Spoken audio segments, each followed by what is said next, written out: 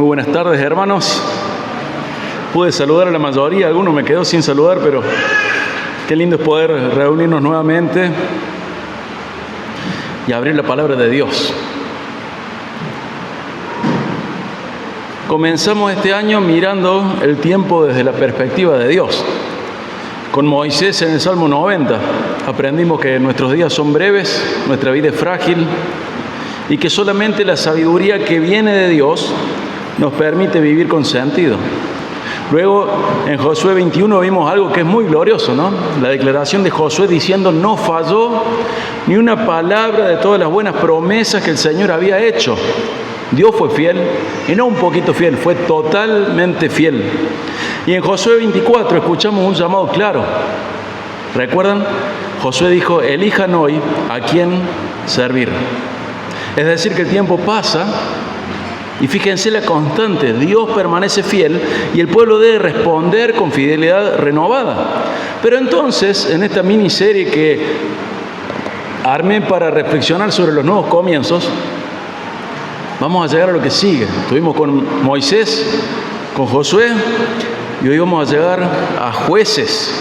Y el tono cambia, no porque Dios cambie, sino porque el pueblo entra en un nuevo ciclo. Es como si la Biblia nos dijera: antes de que te entusiasmes demasiado con el nuevo comienzo, considera estas cosas, presta atención a estas cosas. La pregunta que surge es: ¿qué sucede cuando termina la generación que vio la fidelidad de Dios con sus propios ojos? ¿Qué sucede después de eso? Jueces comienza respondiendo esta pregunta y la respuesta no es cómoda. Y vamos a aprender algo crucial para comenzar cualquier año, cualquier nuevo comienzo. Los nuevos comienzos no eliminan las pruebas, traen nuevas pruebas. En otras palabras, para repetir en la introducción, en esta serie aprendimos a contar nuestros días en el Salmo 90, a confiar en un Dios que cumple todo lo que promete, Josué 21, a decidir conscientemente a quién vamos a servir, Josué 24, y ahora me gustaría que aprendamos algo más, que esa fidelidad debe ser vivida y probada en el camino. Hasta ahora hemos afirmado verdades fundamentales para comenzar un año, pero aún no hemos respondido la pregunta clave para seguir. ¿Qué pasa cuando todas estas verdades que fuimos reflexionando chocan contra la vida cotidiana?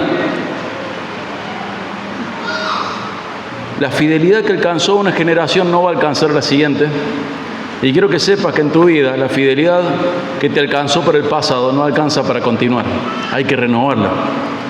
Vamos a ver que Dios no mide la fidelidad en declaraciones iniciales, sino en una obediencia real, sostenida, que aprueba las pruebas. Y voy a dividir en 5 este mensaje. Punto 1. La fidelidad no se hereda, ni entre generaciones, ni entre ciclos dentro de la misma vida, de la misma persona. 2. La fidelidad, cuando se olvida, es reemplazada. 3. La fidelidad de Dios tiene un carácter formativo. 4. La fidelidad se aprende bajo pruebas. Y 5, va a ser el punto final, señalando Jesús.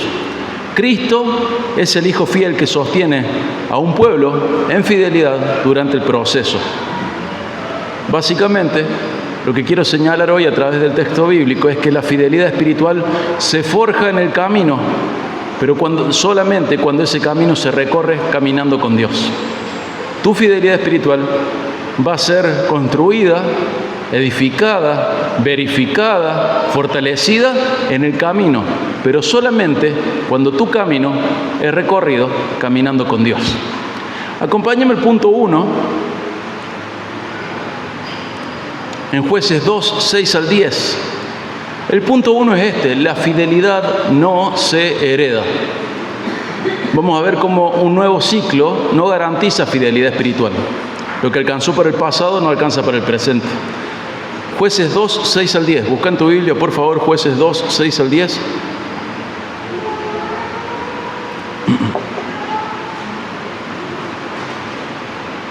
Después que Josué despidió el pueblo, los israelitas fueron cada uno a su heredad para tomar posesión de la tierra. El pueblo sirvió al Señor todos los días de Josué y todos los días de los ancianos que sobrevivieron a Josué, los cuales habían sido testigos de la gran obra que el Señor había hecho por Israel. Josué, hijo de Nun, siervo del Señor, murió a la edad de 110 años y lo sepultaron en el territorio de su heredad, en Timnat Sera, en la región montañosa de Efraín, al norte del monte Gaás. También toda aquella generación fue reunida a sus padres. Y se levantó otra generación después de ellos que no conocía al Señor, ni la obra que Él había hecho por Israel. El texto comienza exactamente donde Josué termina. El pueblo entra en la tierra, cada uno recibe su heredad, o sea, la porción de tierra que le tocaba por sorteo. Las promesas se cumplieron, todas las promesas de Dios se cumplieron. El problema geográfico estaba solucionado, pero parece otro tipo de problema. Es un problema generacional. El versículo 10 dice: se levantó otra generación después de ellos que no conocía al Señor, ni la obra que Él había hecho por Israel. Es chocante esto, ¿verdad? Porque fíjate que no dice que negaban a Dios. No dice que odiaban a Dios. No dice que desconocían quién era Dios. Dice que no lo conocían realmente. Tenían datos. Lo que no tenían era comunión con Dios. La fidelidad no se hereda automáticamente. Un nuevo año, una nueva etapa, incluso una historia espiritual rica, no garantiza la continuidad espiritual. Lo que antes alcanzó ya no alcanza más. Y acá vemos el peligro de comenzar ciclos nuevos, confiando en la inercia del pasado. Yo fui espiritual, pero si no lo sos hoy, si vos no sos fiel hoy, la fidelidad del pasado, por más inercia que tenga, no te va a alcanzar. La fidelidad no se hereda ni entre generaciones, ni entre etapas. Es necesario cultivarla constantemente. Siempre estar creciendo en fidelidad al Señor. La fidelidad que confesamos al comenzar un ciclo va a ser probada por Dios mientras caminamos. Y vamos a ver si es cierta, si es real. Tu fidelidad espiritual del pasado no te alcanza para estar en pie hoy. Alcanzó por el pasado. Hoy tenés que volver a fortalecerte en el Señor y profundizar tu comunión con Él. Quiero aplicar de manera directa esto. Hermano, no alcanza con haber tenido un buen año pasado muy espiritual.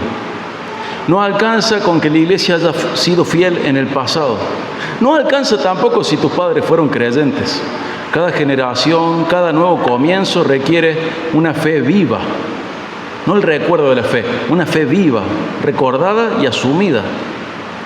Esto nos conecta con lo que vimos en el Salmo 90, ¿verdad? Donde Moisés, siglo antes, le advertía al pueblo de Israel: cuídate de no olvidarte del Señor. Es lo que decía Moisés en el Salmo 90. Fíjense que hemos trasladado, hemos viajado con Israel. Moisés, luego Josué y ahora lo que sigue. Y Moisés les decía: cuídate de no olvidarte del Señor. Con el Salmo 90 nosotros dijimos: enséñanos a contar nuestros días de tal manera que traigamos sabiduría al corazón. O sea, enséñanos a comprender que la vida es tan corta como para que vivamos de manera sabia, correctamente. Hermano, la fidelidad que tuviste en el 2025 no te va a servir para el 2026. Tenés que continuar cultivando tu fidelidad a Dios. La fidelidad que tuviste al Señor en un ministerio en el pasado no te va a servir para el ministerio que estás por enfrentar este año. La fidelidad que tuviste quizás como hijo no te va a servir automáticamente para ser esposo o padre. O la que tuviste como amigo no te va a servir para ser novio. Cada nuevo aspecto, cada nueva generación, cada nueva área no puede estar acompañada solo por inercia. Hay que ver cómo cultivar la fidelidad a Dios en ese nuevo ciclo, comienzo, esfera, área, rol, ministerio o generación. Lo del pasado no te va a alcanzar, ni a vos, ni a mí, ni a Israel. Y este es el punto 1. La fidelidad no se hereda. Cuando una generación deja de conocer al Señor de manera viva, el problema no queda en la ignorancia. Simplemente no conocemos, no. Cuando se pierde la memoria, no queda un vacío, queda un trono disponible. No es la nada abstracta, es un trono en concreto que va a ser llenado por un nuevo Señor, un nuevo Rey. La falta de memoria espiritual siempre produce a una nueva lealtad. Algo que nos enseñó Lucas hace muy poquito. Y el texto ahora nos muestra no solo lo que Israel olvidó, sino quién terminó sirviendo. Acompáñame al punto 2. Voy a leer del 11 al 13 de Jueces 2. Y vamos a ver cómo la fidelidad olvidada es reemplazada. ¿Por qué? Porque el olvido de Dios siempre termina siendo leal a un rival de Dios. Dicen los versículos 11 al 13 de Jueces 2. Entonces los israelitas hicieron lo malo ante los ojos del Señor. Fíjate, una generación que sabía que Dios existía, sabía algunas cosas, pero no tenía intimidad con Dios. No le faltaban datos, lo que le faltaba era intimidad. Termina ese pasaje y dice, entonces los israelitas hicieron lo malo ante los ojos del Señor. ¿Y queda ahí? No. Y sirvieron a Baales. Abandonaron al Señor, el Dios de sus padres, que los había sacado de la tierra de Egipto, y siguieron otros dioses de entre los dioses de los pueblos que estaban a su derredor. Se postraron ante ellos y provocaron a ira al Señor. Dejaron al Señor y sirvieron a Baal y a Astarot. Qué triste, ¿no? Quiero que sepas algo, y quiero que me lo recuerdes a mí también. El olvido nunca es neutral. Israel no queda espiritualmente vacío. Dice que dejaron al Señor y ahí nomás sirvieron a Baal y a Astarot. El corazón humano no funciona en modo de pausa. O adora al Dios verdadero o fabrica sustitutos al Dios verdadero. Y olvidar a Dios no es pasivo, es idolátrico. Siempre será así. Cuando olvidamos a Dios, no es que quede un vacío abstracto, queda un lugar concreto a ser llenado y es llenado por ídolos. El corazón nunca deja de adorar, solo cambia de Dios, solo cambia de objeto de adoración. Hermanos, cuando no renovamos nuestras convicciones, cuando enfrentamos nuevos ciclos o empieza una generación nueva o nuevos ministerios o nuevas áreas o nuevas etapas o lo que sea que es nuevo, si no renovamos nuestras convicciones y fidelidad al Señor, vamos a reemplazar esas convicciones sin darnos cuenta. Por eso en Josué 24, Josué que dijo, quiten los dioses. Quiten los dioses.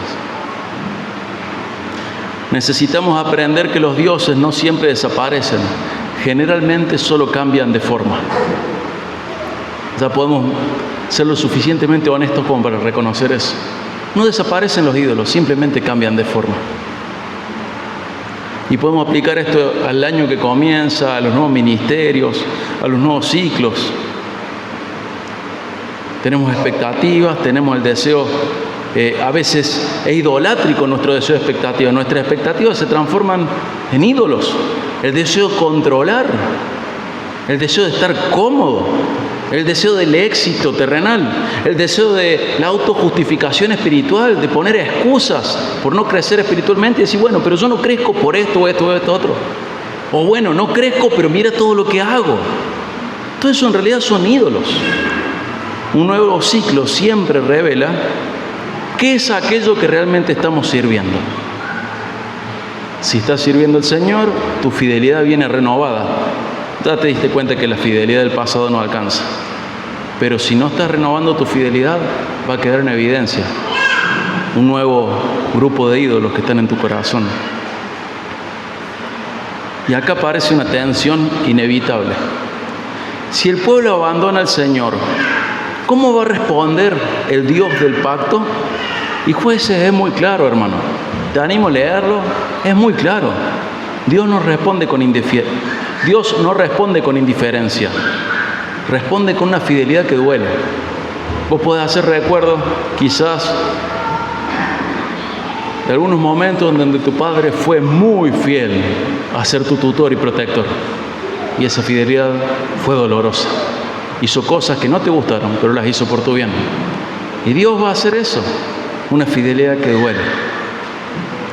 Pero esta fidelidad, vamos al punto 3, da forma. Esta fidelidad es formativa. Acompáñame a leer Jueces 2, 14 al 15. Y acá vamos a confirmar que la fidelidad de Dios confirma, no contradice, confirma su fidelidad. Perdón, la disciplina de Dios no contradice su fidelidad, sino que la confirma. Eso quise decir. La disciplina no es porque Dios es malo o está siendo infiel al pacto. Su disciplina está confirmando que Él sigue siendo fiel. Fíjate, versículos 14 y 15 de Jueces 2. La ira del Señor se encendió contra Israel y los entregó en manos de salteadores que los saquearon. También los vendió en manos de sus enemigos de alrededor y ya no pudieron hacer frente a sus enemigos. Por donde quiera que iban, la mano del Señor estaba contra ellos para mal, tal como el Señor había dicho y como el Señor les había jurado, y se angustiaron en gran manera. Interesante, ¿verdad? El Señor está cumpliendo su palabra y ellos se ponen tristes. Hay un proverbio, no lo recuerdo ahora, pero en NTV dice que el hombre arruina su vida y luego se enoja con Dios. Y este es un punto muy delicado pero necesario. Dice que la mano del Señor estaba contra ellos para mal. Mal en un sentido subjetivo y de la experiencia de ellos, ¿no? La idea no es que Dios les estaba haciendo daño, la idea es que Dios, por su bien, los estaba disciplinando. No es abandono de Dios, es justamente lo contrario, no es descuido. Es Dios diciendo que Él no va a ser infiel a su pacto. Por eso sigue insistiendo sobre estas vidas y se pone contra estas vidas para llamarle la atención. Se pone en contra, en realidad ellos se pusieron en contra de Dios. Y Dios, en vez de ser infiel, en vez de ser realmente malo y darle la espalda, no, se puso frente a ellos y los disciplina. Dios sigue siendo fiel, incluso cuando su fidelidad se expresa como corrección, como disciplina, incluso cuando trae dolor. Es Dios siendo fiel, es Dios no dándose por vencido, es Dios trabajando en esa relación, es Dios diciendo: no te voy a dejar ir. Es fidelidad. Y esto es coherente con toda la Escritura. Dios disciplina a los que ama. Dios corrige a los que son suyos. Un comienzo difícil, con pruebas, no significa un Dios ausente. Para muchos este punto redefine cómo pueden interpretar el año que comienza. Hay dificultades, hay tensiones, hay pruebas inesperadas. Pero tengo que pensar que incluso esos obstáculos son instrumentos formativos por parte de Dios. Dios te quiere dar forma, la forma de Jesús, y utiliza esas herramientas para darte forma. La prueba deja en evidencia muchas cosas en nuestro corazón. El Señor lo quiere usar para que vos sepas realmente en qué posición estás, cuál es tu situación espiritual, porque así vas a poder diagnosticar correctamente. Y una vez habiendo diagnosticado de manera correcta, vas a poder tratar correctamente el pecado que te está persiguiendo. Acompáñame a Hebreos 12, quiero leer una parte larga, del 5 al 11. Obviamente algún día vamos a predicar este pasaje, pero Hebreos 12, 5 al 11, encaja justo con esto que estamos viendo en Jueces.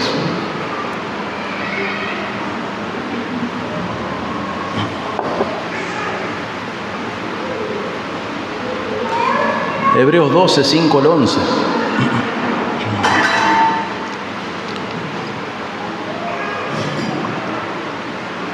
Y de paso, como un paréntesis, fíjate que esto es la paternidad perfecta de Dios.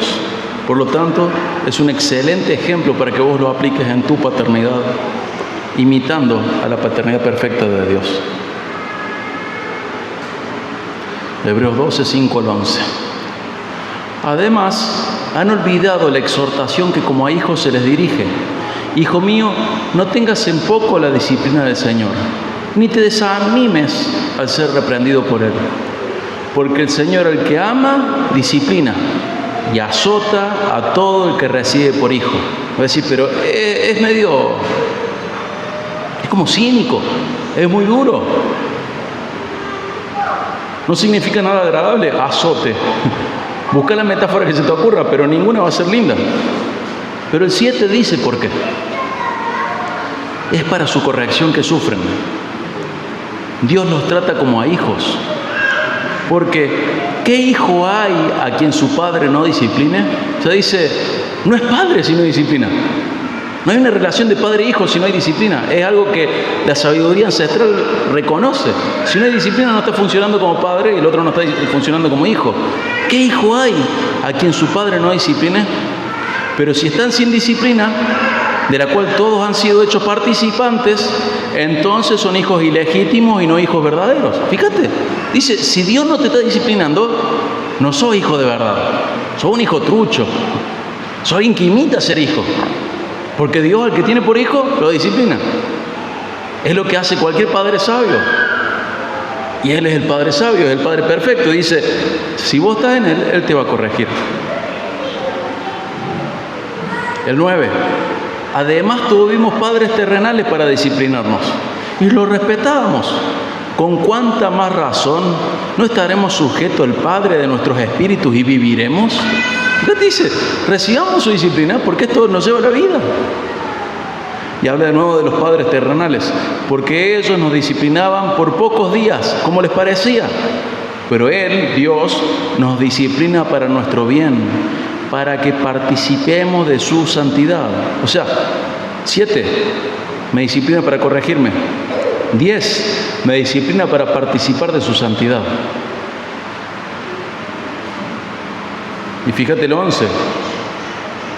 Uno podría decir, pero esto no me gusta. Bueno, fíjate el 11 lo que dice.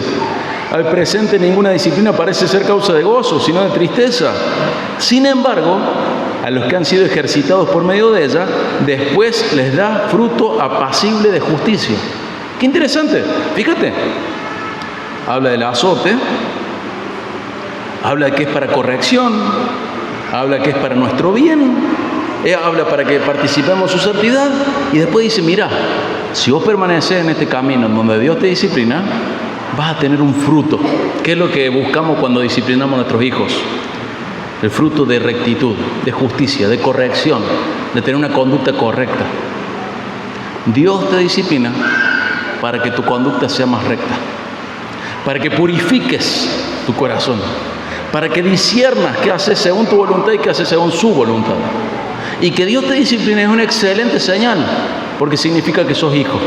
Si Dios no te disciplina cuando vos andas en pecado, tenés que saber algo. No sos hijo, sos un hijo ilegítimo. Has aprendido un montón de cosas de los hijos, has vivido como hijo, hablas como hijo, pero no está la relación espiritual de hijo. Porque Dios, al que tiene por hijo, disciplina. ¿Qué padre que tiene hijos no disciplina? Es muy claro el pasaje.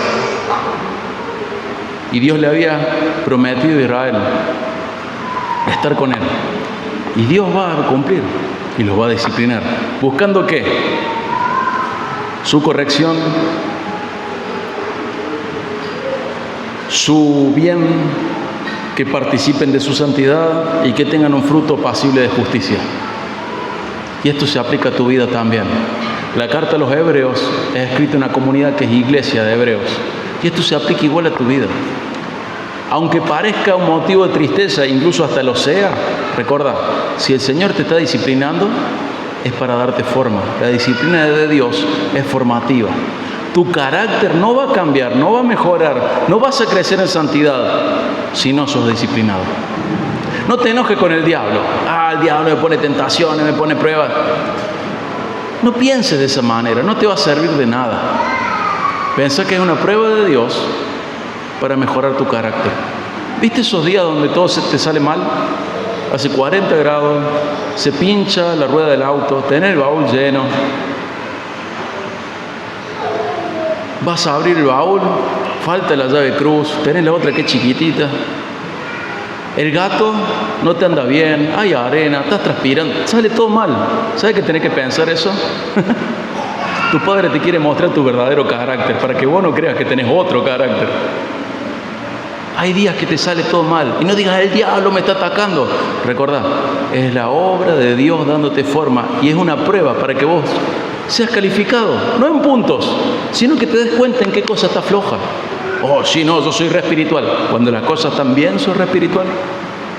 Y cuando las cosas están mal, yo no digo malas palabras. Y cuando te martillás el dedo con el martillo, ahí sí decimos la palabra. Cuando se te cruza otro en el auto, ahí sí. Entonces no sos tan espiritual. Ni siquiera puedes controlar tu lengua. No, yo soy re espiritual. Cuando económicamente estás bien. Y cuando económicamente estás mal, caminas en la deshonestidad. Fíjate, las pruebas son lo que Dios utiliza para darte forma, para que seas partícipe de su santidad, para tu bien, para formar tu carácter, para que vos te des cuenta en qué estás flojo. Todos pensamos en Pedro. Jesús le dijo, Pedro, ¿me vas a negar? ¿Y qué dijo Pedro? No, los otros capaz que sí, pero yo no, yo voy a la muerte con vos. Esa misma noche le negó 3 veces. Pero ahí Pedro comprendió que tenía que cambiar. Y ese mismo Pedro que le negó, más o menos 40 días después, un poquito más, 40 días después, se paró en el templo y predicó. Y luego lo encarcelaron y volvió a predicar. Nunca más le iba a negar. Incluso iba a ser crucificado boca abajo. Pero esa prueba hizo falta porque Pedro tenía una idea de sí mismo muy alta. Y había que bajar esa idea. Pedro, no sos lo que crees. Sí, Señor. Bueno, acá está la prueba. Rendí. Un bochazo, pobre Pedro. Pero ahí aprendió y cambió. Y ves en la Biblia vez tras vez. Y te voy a decir un secreto, en griego, prueba y tentación suelen ser la misma palabra. Si habla de la perspectiva de Dios, es prueba. Si habla de la perspectiva del diablo, es tentación. Vos siempre tenés que pensar y saber que en 1 Corintios 10 dice que el Señor te da una salida alternativa y siempre limita la tentación. Siempre. Y la prueba también. No va a permitir que vos seas tentado, probado más allá de lo que puedas aguantar. Él te va a dar una salida. Pero no pienses siempre que es o prueba o tentación. Pensá que son las dos cosas. Puede venir la tentación de parte del diablo y Dios lo utiliza para probarte. Permite. No es lo mismo. Es bastante filosófico el asunto. Pero cuando vos aprendes a ver que es una prueba, cambia tu vida. ¿Por qué se me pinchó la rueda del auto? ¿Porque Dios está mirando a otro lado? No. Porque quiere ver cómo hacerte crecer. ¿Por qué me ofendieron de esta manera o de esta otra? ¿Por qué me sale todo mal en esta temporada? ¿Por qué esto y lo otro? Quizá porque dijiste que ibas a servir al Señor y estás dedicándote a servir a los Baales. Y el Señor no se dio por vencido con vos y te va a insistir. Te está probando el Señor. No para conocerte, sino para que vos te conozcas y mediante la realidad puedas crecer de verdad. No mediante ideas emocionales, sino la realidad. La disciplina de Dios es parte de su amor por nosotros y es una herramienta suya para que crezcamos en rectitud a semejanza de Cristo. Y quiero que sepas esto, y por favor grabátelo en tu corazón. La mano que disciplina es la misma que te sostiene. No es para que huyas de Él, es para que te afirmes más fuertemente. Pero hermano, la disciplina no es el punto final. Dios no corrige para destruir, Dios corrige para formar. Y ahora el texto nos lleva a un paso más profundo. Dios no solo responde al pecado, sino que diseña el contexto donde su pueblo va o necesita aprender a obedecer. Y para eso vamos a ir al punto 4. La fidelidad se forma bajo prueba. Por eso acompáñame a Jueces 3, 1 al 4.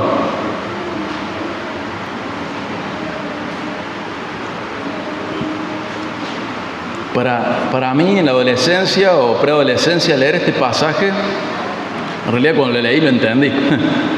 Fue una revolución mental. ¡Wow! Porque aprendí que Dios forma obediencia a través de las pruebas que Él dispone. Fíjate Jueces 3, 1 al 4. Estas son las naciones que el Señor dejó para probar con ellas a Israel. Es decir, a los que no habían experimentado ninguna de las guerras de Canaán. Y así las generaciones de los israelitas conocieran la guerra, o sea, aquellos que antes no la habían experimentado.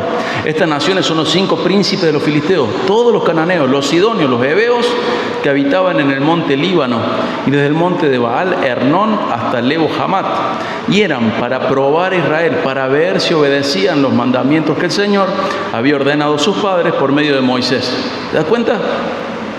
Son las naciones que Dios dejó para probar con ellas a Israel. ¿Por qué? Porque no conocían la guerra. Tenían que aprender. Tenían que crecer. Tenían que madurar. Dios no quitó la prueba. No despejó el camino. Justamente lo contrario, dejó obstáculos y lo hizo con un propósito claro: formar obediencia, crecimiento, madurez. Y quiero que recordemos que la prueba en sí misma no forma a nadie. Lo que forma es atravesar esa prueba caminando con Dios.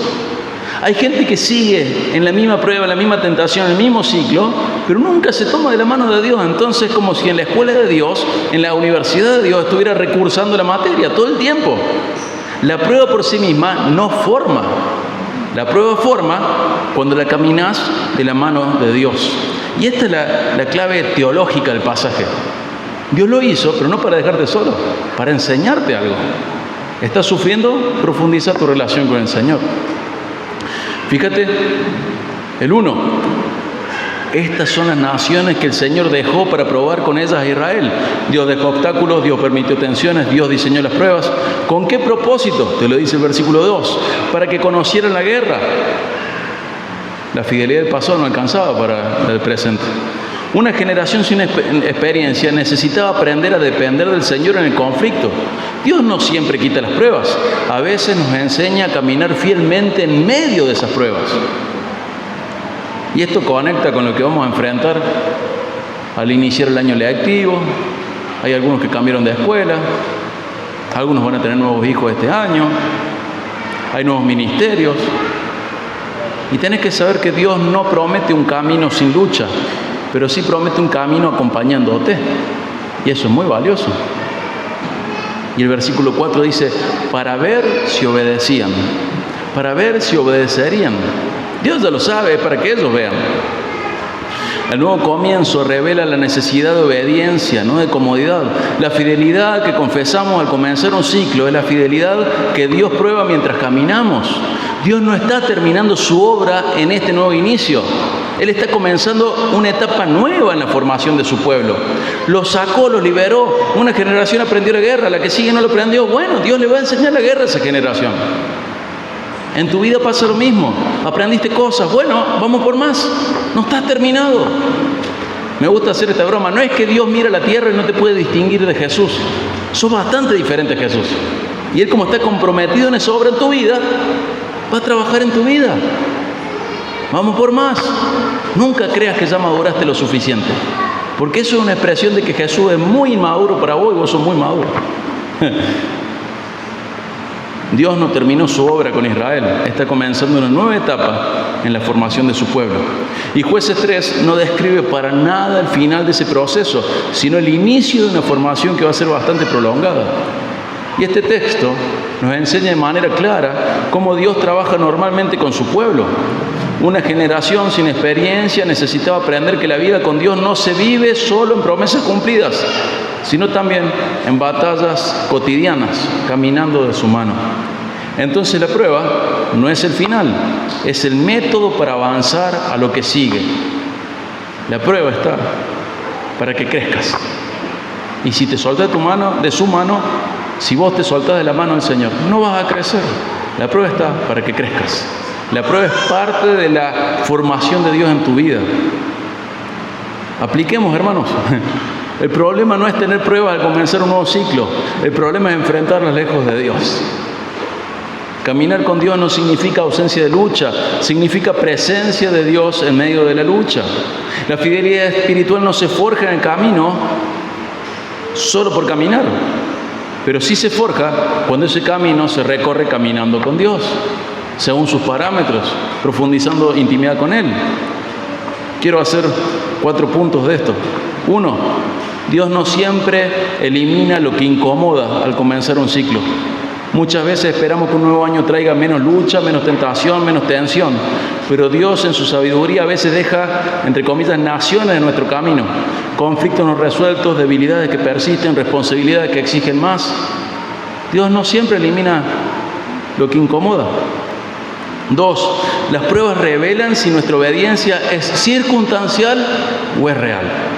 Mientras todo va bien, es fácil decir, serviremos al Señor. Pero la obediencia real se prueba cuando obedecer cuesta, cuando obedecer te hace vulnerable, cuando obedecer te deja sin el control de la situación. 3. Un nuevo comienzo no es un examen para aprobar, sino un taller donde Dios forma tu carácter. El texto no dice que Dios dejó las naciones para destruir Israel, sino para ver si obedecerían. O sea que Dios observa, Dios deja en evidencia el corazón de su pueblo, Dios forma y Dios acompaña en el proceso. Él estaba ahí con ellos. 4. Esto tiene que ayudarnos a redefinir nuestras luchas actuales. Muy probablemente el 2026, este nuevo año, no sea más fácil, no sea más ordenado, no sea más predecible, pero puede ser más formativo si lo caminamos mirando al Señor. ¿Me crees? Es lo que Dios le quería enseñar a Israel. El tema no son las dificultades, el tema con quién las enfrentás. Dios no promete comienzos sin batalla, pero sí procesos en donde las pruebas llevan a la madurez. Dios no promete un camino sin batalla, sino que promete un camino formativo. Quiere tu bien máximo, y tu máximo bien es que te parezcas a Jesús. Entonces, para mi bien, según un propósito, ser como Jesús. Entonces, lo digo de manera muy metafórica, pero las pruebas no son el fin del camino, son el aula de Dios. Es donde Dios te va a dar forma. Y hermanos, el problema es que aún con las pruebas, aún con la revelación, Israel vuelve a fallar. Entonces la pregunta queda abierta. ¿Hay esperanza para un pueblo que aprende tan lentamente? ¿Y sabes qué? La respuesta no está en el libro de Jueces, aunque vamos a seguir leyéndolo. La respuesta está en Cristo. La respuesta está en Cristo. Cristo es el único fiel. Cristo sostiene a su pueblo en el proceso de aprender fidelidad. Jueces nos muestra un patrón trágico. Es probado, es caído, es restaurado, vuelve a caer. Una y otra vez la historia de Israel es la misma. Entiende, se arrepiente, se descuida, vuelve a caer, vuelve a necesitar misericordia, Dios le da misericordia. Una y otra vez el ciclo se repite. En el caso de Jueces siempre hablamos de una espiral descendente de denigración. Pero la Biblia no termina en Jueces. El Evangelio nos muestra uno, al único, probado en todo, tentado en todo, presionado en todo y aún así perfectamente fiel. Cristo caminó el desierto, enfrentó la tentación y obedeció donde Israel falló. Y ahora en Él somos perdonados por nuestros fracasos pasados, somos sostenidos por nuestras pruebas en las pruebas presentes y somos guiados en el nuevo camino. Hermanos, Cristo no solamente es el que obedeció donde Israel falló. Cristo es el que sostiene a su pueblo mientras aprende a obedecer, a ser leal y a ser fiel a Dios. Cristo sostiene hoy a un pueblo que aprende a ser fiel a Dios mientras camina.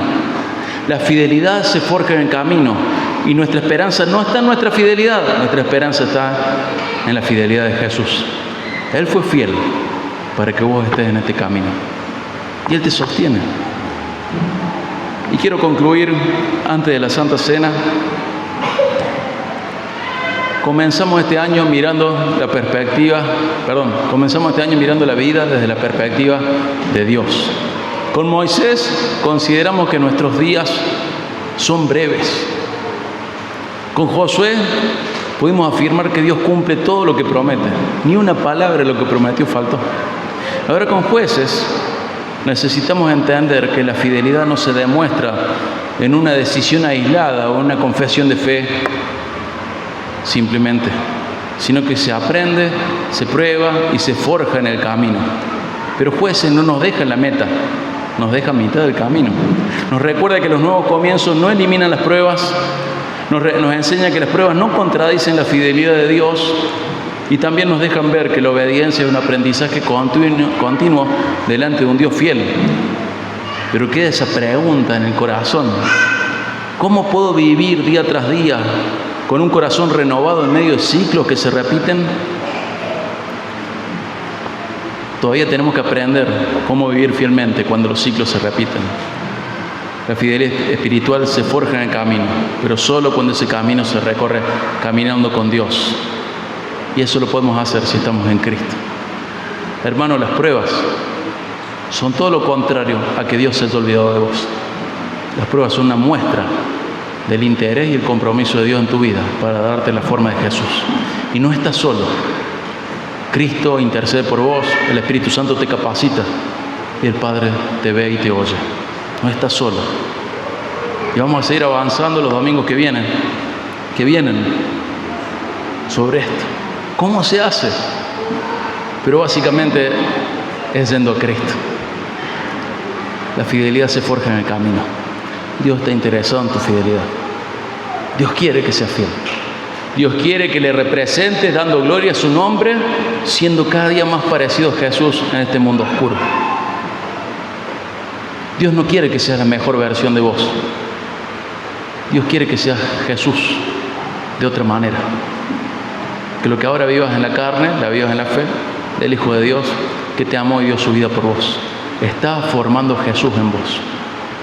Todo tiene sentido así. Si te alejas de esta perspectiva, cada prueba termina siendo una tragedia. Pero si comprendes esto, comprendes que la prueba es la escuela de Dios. Dios no terminó su obra con vos. Dios quiere seguir trabajando en tu vida. Esto te tiene que alentar. Dios no se dio por vencido, todo lo contrario. Te va a enseñar a caminar de su mano. Aunque el año cambie, Dios va a seguir, entre comillas, y para ser ilustrativo, Dios va a seguir empecinado en no soltarte y seguir formándote.